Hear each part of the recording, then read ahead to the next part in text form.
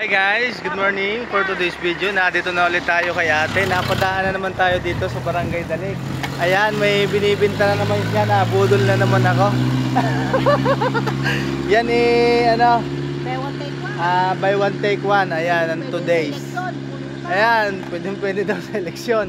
Ang expire nito guys ay November 1, 2023. Kaya pwede malayo pa.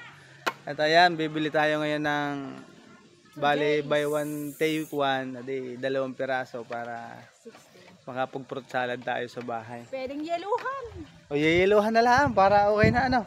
Okay. Ayan si ate, lagi ang may tinda dito tuwing may sale ang kanilang C+. Kaya ngayon may area ulit ako dito sa Dalig.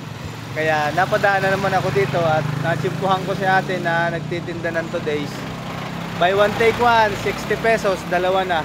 432 grams. Ayan. Pag may dalawa kayo dito, kulang-kulang 1 kilo na.